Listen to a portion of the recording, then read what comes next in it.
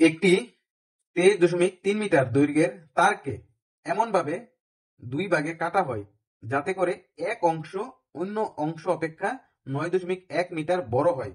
বড় অংশের দৈর্ঘ্য কত মিটার? আমরা একটা তার নিলাম, তারটা হচ্ছে কত? 23.3 মিটার। তার আমরা দুইটা ভাগে ভাগ করছি, একটা ভাগ আরেকটা ভাগ থেকে 9.1 মিটার বড়। তাহলে আমাদের বড় অংশের দৈর্ঘ্য কত মিটার? আমরা যদি, যেহেতু দুইটা ভাগের একটা ভাগ আরেকটা ভাগ থেকে 9.1 মিটার কি বড়, যেহেতু বড়, আমরা যদি এই 23.3 মিটার থেকে এই বড় অংশটা বাদ দিয়ে দিই, তাহলে যে অংশটা থাকবে এই অংশটা দুইটা তারের সমান অংশ থাকবে। তো আমরা যদি বাদ দিই 23.3, 9.1, 2, আর এখানে থাকতেছে হচ্ছে 14, তাহলে 14 যদি দুইটা ভাগ দিই 7.1, এই 7.1 যেটা, এটা হচ্ছে ছোট তারের দৈর্ঘ্য প্লাস বড় তারের ছোট তারের দৈর্ঘ্যের সমান দৈর্ঘ্য। তাহলে বড় তারের দৈর্ঘ্য কত? এই ছোট তারের দৈর্ঘ্যের সাথে এই দৈর্ঘ্য যোগ করে দিলেই হয়ে যাবে।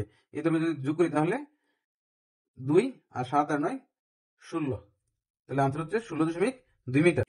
আমরা এটা বীজগণিতের অজানা রাশি বের করার মাধ্যমেও করতে পারবো। আমরা যদি ছোট দৈর্ঘ্যকে x ধরি, তাহলে বড় দৈর্ঘ্য কত? x plus 9.1 metre. তাহলে এই দুটোটার দৈর্ঘ্য কত?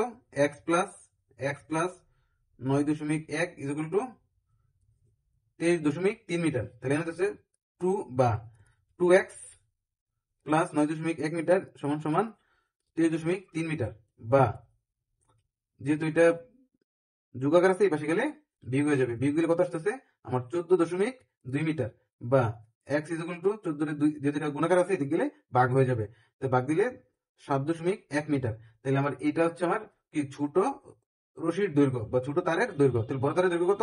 x প্লাস 9.1, তাহলে x এর সাথে কত? 9.1 যোগ করে দিলে আমার বড় তার বেড়ে যাবে। বড় তারটা আসতেছে তাহলে এই যে 16.2 মিটার।